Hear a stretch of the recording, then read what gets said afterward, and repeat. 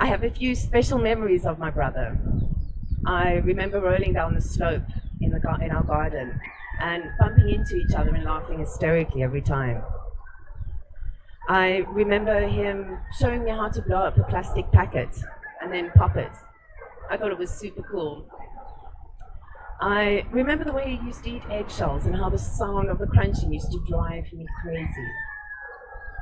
And I remember the way he used to always look after me and protect me. And I remember watching him die.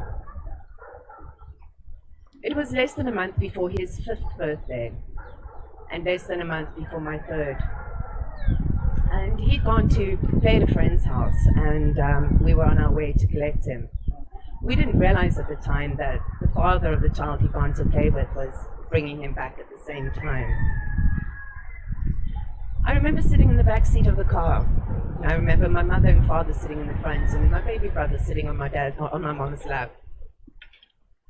I remember being so excited when the car stopped, and I looked across the road and I saw him getting out of the car.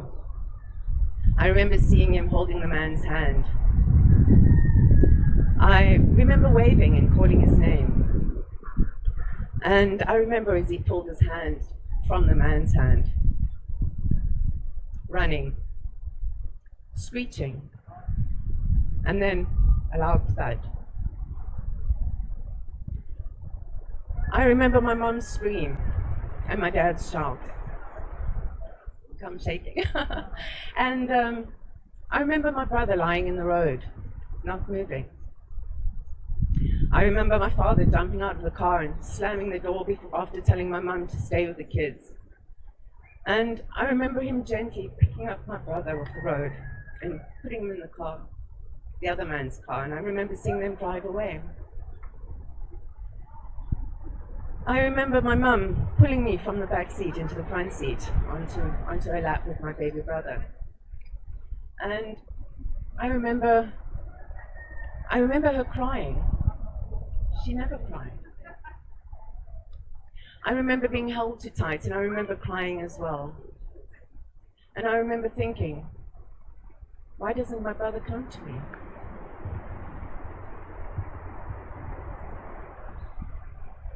I don't know if it was a tendency that I inherited from my dad, or if it was just that at some level I understood that my parents couldn't help me as they were going through their own grief. And so I withdrew, and I built myself a really tall fortress, high, thick walls, and that became my safe place.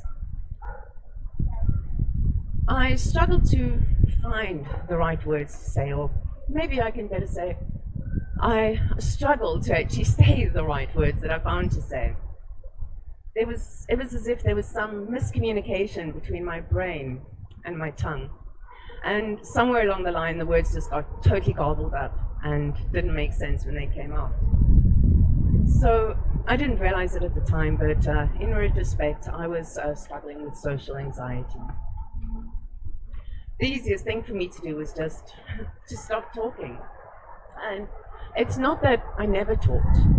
I answered questions that my teachers asked me, and I could sit and have a conversation around the table talking about mundane things, but I never shared any of my feelings or any of my thoughts. And of course, being the strange, quiet kid at school, I got myself an entourage of tormentors, as one does, and they made what could have been a lonely time for me, more like a hellish, lonely time for me. And I remember the cold, agonizing dread that I felt every single morning when I woke up. And I knew I had to go and face another day at school, another day with my tormentors. At about the age of 9 years old, my tormentors had flushed me out of my most recent hiding place, and I can't remember exactly what happened, but I remember sitting afterwards on a little hill looking down at the playground. And I remember watching one of the kids playing, running around, shouting, laughing. And I remember thinking to myself, how is it that every single one of these children can be, well, just be kids? And for me, it was the most difficult and unattainable thing. I heard many years later, actually not so long ago, about imposter syndrome. And as they were talking, it was exactly what I had experienced for all those years. Feeling like a fake, a fraud. Feeling like I was living a lie I didn't really understand, and trying really, really hard not to be caught out. I didn't know what it was that I actually was, but I knew that I wasn't one of them. Sitting there that day watching the other kids play through blurry vision, I made a promise to myself. No matter how long it took, and no matter how hard it was, I was going to find out what it was that made me so different, so unlovable. In that moment, I became the observer of others, and the observer of myself. And in that moment, the very first step. I had two consolations when I was growing up. The first was animals. I would walk past every single animal I saw, and I would stop and talk to them all. I still do. While all my peers were busy learning how to socialize with humans, I was learning to socialize with animals. And I still have a really, really incredible relationship with almost every animal I meet. I could talk to animals in a way that I could never talk to humans, and they listened. They listened without judgment, and they empathized with tail wags and licks. They loved me, no matter what anyone said. And it was the only reason sometimes that I felt any sense of self-worth was because of beings as pure as animals could love me. And surely I wasn't as bad as what everybody said. In grade 7, or standard 5 back then, I had two more life-changing events. The inability to provide and to accept the comfort that they so badly wanted from each other. My parents' marriage finally ended in divorce. And in that same year, my grandmother, my beloved grandmother, died of throat cancer. And she'd been the one person that actually really saw me. And after that, I really started feeling invisible. It was the end of that same year, and finishing end of primary school and going into high school, and one of the girls at school was having an end-of-year class pool party, and for some unfathomable reason, I was really, really excited. And I phoned the girl up the day before the party, and the conversation went something like this. "Oh, didn't anyone tell you?" We spoke, and we all decided that you're actually not invited. Nobody wants you here. And I remember that that was the moment that the anger came. Anger at anybody who had ever hurt me. Angry at everybody who'd ever left me. Angry at the people who were supposed to protect me, but didn't. Angry at authority. But mostly, I think, angry with myself. Now, I don't think that solitude was a choice when I was younger, when more than anything, I wanted a friend, and I wanted to be accepted. So I just went back into my safe place, and my mind became my best friend. It used to take me to incredible, awesome places, and I used to question everything. I'd play devil's advocate for fun. I'd solve my problems and the world's problems. My mind did, and still does, keep me endlessly entertained and amused. And I understood, eventually, that for every sacrifice, there is a reward. And the sacrifice that I had for living without friends for so long was that I've got an incredible imagination. I'm completely self-reliant in an emotional level. And I have a deep, deep desire for understanding. And I really like good answers, not just answers that keep people happy, but answers that really satisfy. When I was 15, I started drinking every day. And of course I would. It gave me the confidence to communicate. But it also numbed me. And the quest that I'd started at 9 years old to find out what it was about me that was so different, it kind of fizzled out for a while. The day that I took my first ecstasy tablet was the day that I lost interest in drinking. I ended up being part of the trance scene, and for the first time in my life, I felt like there were people that I could actually connect with and communicate with. The rest of society's misfits, the rebels, the wounded, the misunderstood, and the free thinkers. My quest continued. I found that using different drugs, I was able to lower different walls that I'd built up over time, and I was able to access different areas of myself that I couldn't normally reach. And I experimented with most drugs. I met a lot of my demons, but I also gained epiphanies that still, till today, make a huge difference in my life. One of the things I really liked about trance parties was the people that you met weren't really interested in small talk. With just a few questions, you could find out someone's whole life story, hear their greatest desires and their biggest fears. And I found that by asking people questions, I could almost lead them to see themselves and see their problems from a different perspective. And I realized that I was actually helping people by sharing my story and by asking questions.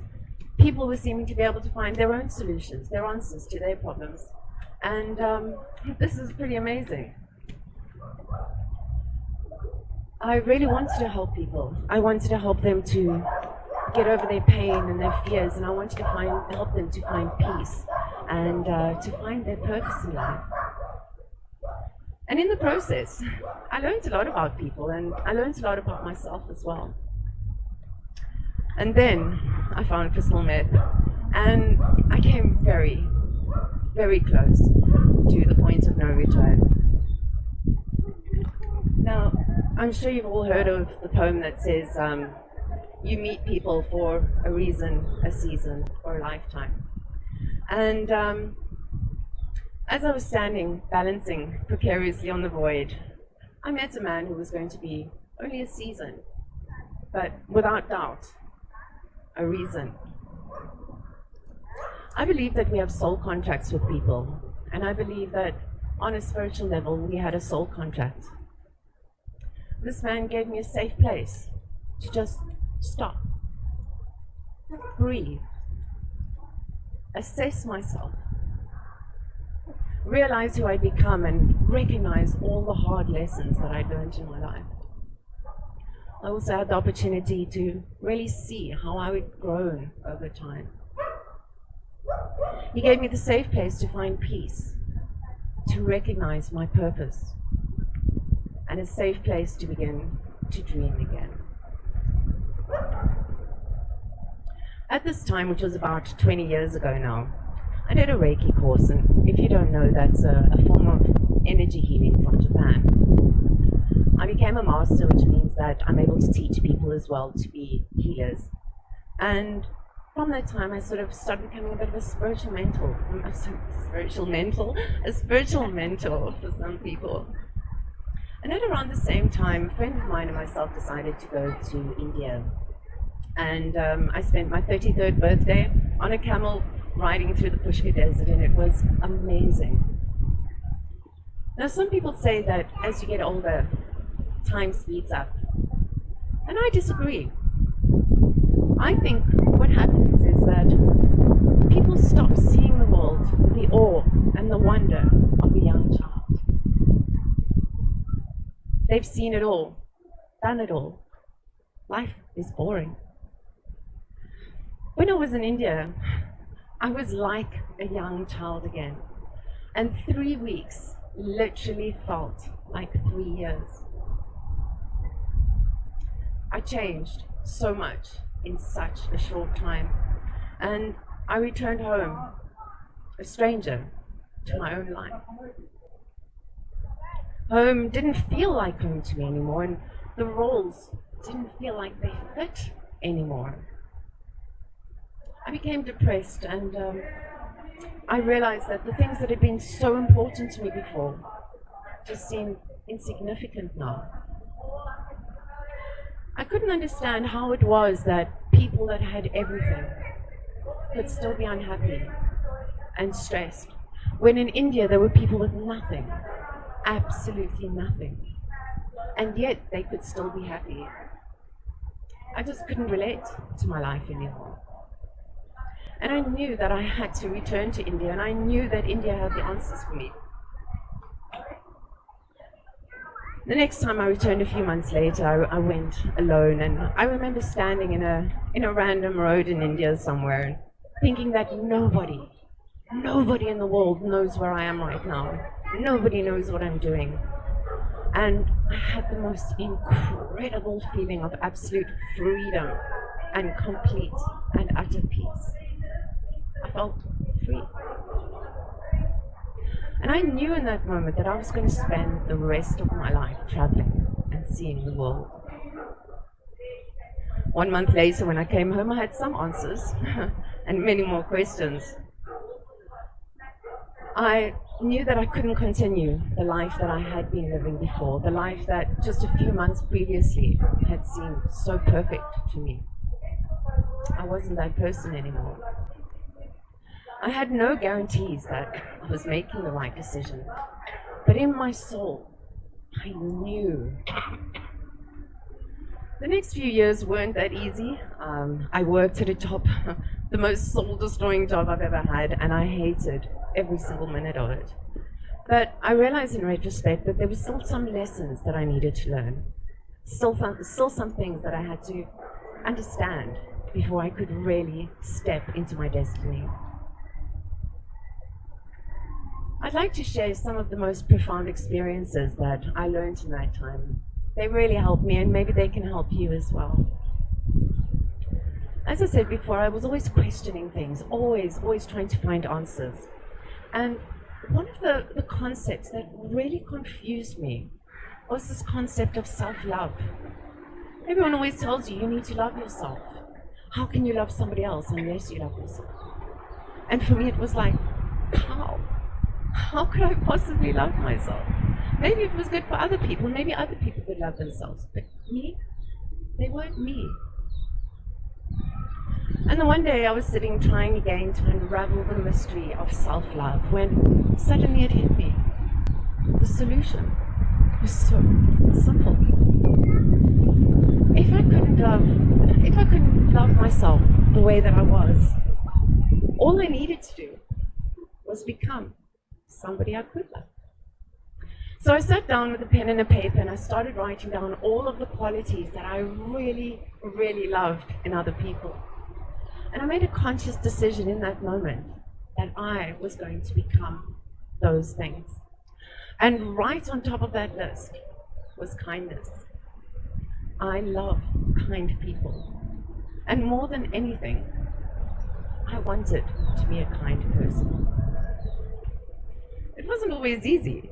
And there were many times that I wasn't very nice, and many times that I had thoughts that were not very nice.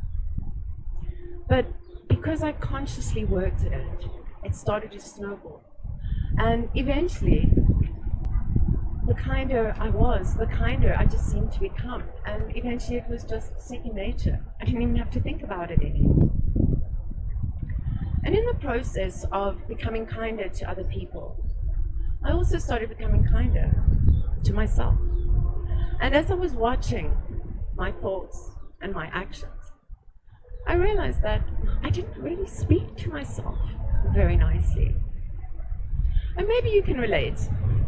You do something completely random, like walk and stub your toe, and the first thing you think is, you freaking idiot! What is wrong with you? Can't you even walk? And when something similar happened to me, and I had to giggle when I thought about if I was walking with my best friend, and my best friend stubbed her toe, and I turned to her and I said, "You idiot! What are you thinking? Can't you even walk properly?" Well, I can guarantee you it wouldn't end well. So I tried to understand why it was that I could speak nicely and kindly to other people, that I would never speak that way to my worst enemy. Why was it that I spoke to myself in that way? Where am I? Eventually, I realized that the words that I was hearing and the voice that I was hearing, it didn't belong to me. It belonged to those tormentors in primary school. Years and years later, they were still living rent-free in my brain. When I realized that, those voices lost control and lost any power that they had over me, and I started to speak to myself like I was my own best friend. Things worked out a lot better at that time. Now, I did realize at the time, or I did realize for many years, that the problems that I had all started when my brother died. But I didn't know how. If somebody who's a teenager or in their 20s or older have a trauma or experience a trauma, they have a reference point. They know who they were before that thing happened. But I was so young when that thing happened to me that I didn't know who I was at the time. Or maybe better to say, I don't know who I might have become if that thing hadn't happened.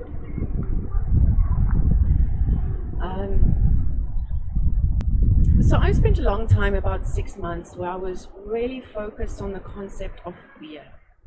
And I was seeing fear everywhere. On the news, adverts. And I'm sure you've seen that one where it's a very happy little family and suddenly one of the parents starts to fade out of the picture. The screen starts to get dark and you see the same family huddled around a fire in rags. And a voice says, "What would happen to your children if you had to die now?" And I saw this everywhere. I saw people walking around with all of this fear, and worst of all, they didn't even realize that this fear was guiding every single aspect of their lives. Now, I like to wake up in the really, really early hours of the morning, and this is when I have some of my greatest epiphanies. And a friend, my housemate, actually had brought a CD home the night before, and I was listening to it. I had it in the background, and I was, again, thinking of this concept of fear, trying to understand why we need fear, how we can stop being so fearful. And a song came on the CD that I hadn't heard since I was about 7 years old. And in that moment, it's like I was sucked back in time to the moment that I last heard that song. And then I was sucked further and further and further back, and I stopped right at the point of my brother's death. And I remember crying because I finally understood. What had happened in that moment was that fear had taken control of my life. And ever since then, fear had been controlling every single thought, every action, and every word since then. And then the most incredible thing happened. By recognizing my fear and by acknowledging my fear, it just disappeared. And in its place stood me, my authentic self, fearless, powerful. Another word, I don't think what it was. Fearful, powerful, a warrior. And I'd always struggled to understand that saying that says there's nothing to fear but fear itself. It just never made sense. But in that moment, I understood. I understood that fear had been controlling my entire existence. Fear of being hurt, fear of being left, fear of failure, and fear of not being good enough. fear of people. Now, I think most people feel when they think about reliving their fears or facing their fears, they think they need to actually go back and relive that horrible moment in their lives in graphic detail. And it's just not like that. Why? Because you don't go back to that moment as the person that you were. You go back as the observer of the person you were. And in recognizing and acknowledging your fears, the fear doesn't have control over you anymore. You become free. Now, sometimes we kind of start thinking, we kind of start walking down that path where something fearful is hidden behind a door on the other side. And as soon as we get a little bit uncomfortable, we immediately force ourselves to think of something else. And I would urge you, walk down that path. Reach that door at the end. And I guarantee you that every single part of you is going to be in flight and fight mode. And every atom inside of you is going to be screaming at you to run. Open the door. Anyway. Become free. So it was almost as if the universe had a really cunning plan. And a few months after I had this great realization and I lost my fear, I was retrenched from that most devastating job in the world. And as our bosses were telling us that they were closing down the South African branch, I remember feeling the most incredible excitement. And I knew, like they say, that this was the first moment of the rest of my life. So I used my retrenchment package and I did a TEFL course. And I bought myself a ticket to the capital city of Inner Mongolia in China called Phuothaghalta. I was a little nervous. I didn't know if I'd be able to live in a strange country, and I definitely didn't know if I was going to be able to teach me, stand up in front of a group of people and communicate.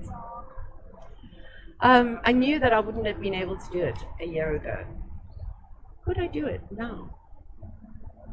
I arrived in Phuothaghalta to a very chilly minus 25 degrees, and at that moment all my trepidation was gone and all I could feel was the most incredible excitement. Adventure at last.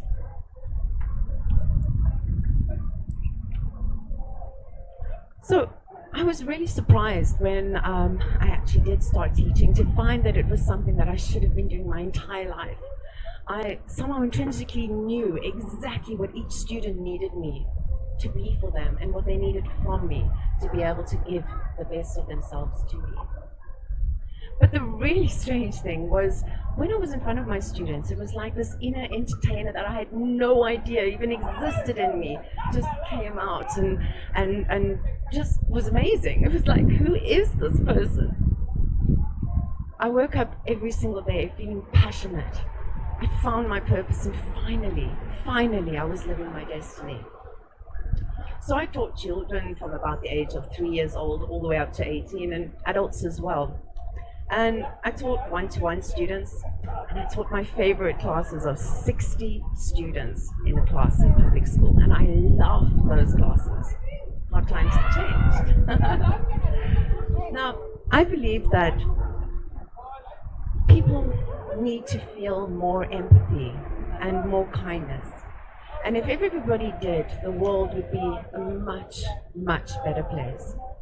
Now, when I started teaching, I made a conscious decision that I was always going to teach with kindness.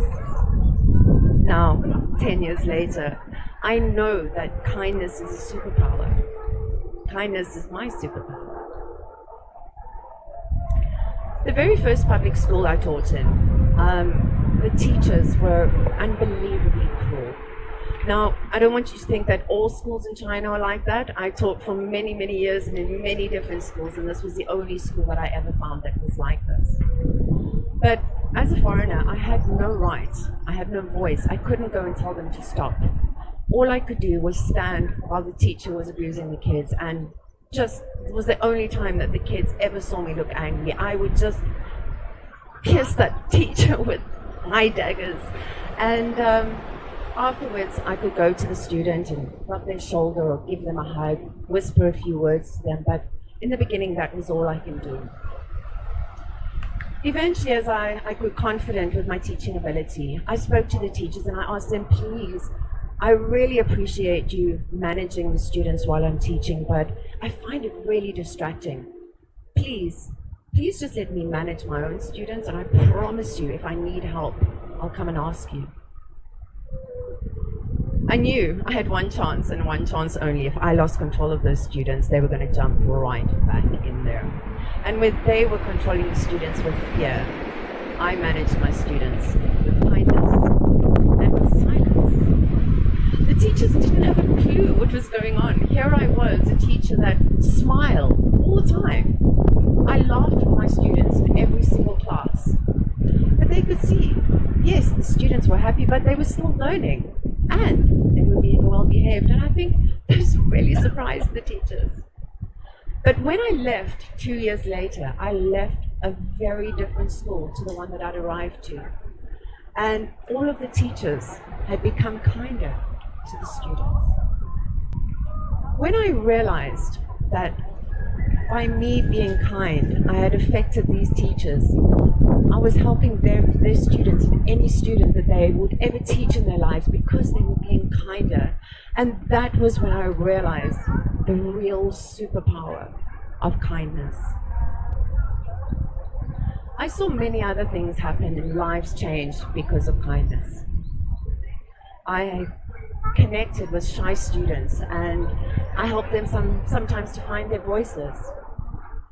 I managed to connect with some of those angry teenagers that everyone else had given up on. I had one student, a high school student, who came to me and he was seriously considering suicide. And it ended up that he was bipolar. But his dad didn't believe in this hocus pocus Western stuff and wouldn't allow him to go to the doctor or get medication. I spent a lot of time speaking to Xander and his dad, and eventually his dad allowed him to go onto the medication. These days, Xander's doing well. He's in university, and him and his dad have the greatest relationship. Long before Wuhan became a household name, I taught there, and I taught a little boy called Oscar. And Oscar was slightly on the spectrum and very badly bullied by a group of kids in his class. And the one day I cancelled our classes or our lesson, and I said I'm going to tell them a story. And I kind of told them a little bit about the same story that I've just told you guys now. But I went very deep into how I was feeling being bullied, how sometimes I just wished that I would die. And when I finished this talk, I could see I connected with all of the kids as well as this group of boys who were bullying. And I could see the little ringleader of this group was getting really angry because somebody had treated his teacher so badly. And I ended my talk off with them and I said, I'm very sad to see that there are some children in this class who are treating some other kids in the same way as I was treated as a child. And it makes me very sad to know that there are some children in this class that are feeling the same way that I felt as a child. I explained to them that in every situation you have a choice. You can choose to hurt or you can choose kindness. Oscar's now in matric and I'm still in touch with him and his mum. And his mum has told me how this group of boys have been his greatest protectors through the year. And my kindness did that. I taught for 10 years and I still teach because I really love teaching.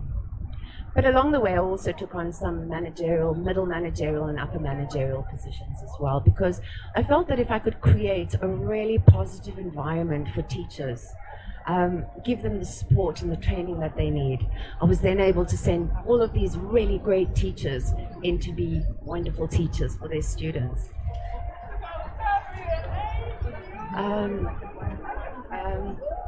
I can guarantee you I've never ever worked so hard as what I've worked in the last 10 years, but I love what I do, so it just really never ever seems like work. I'm back in SA now, 4 now. We'll see how long that lasts.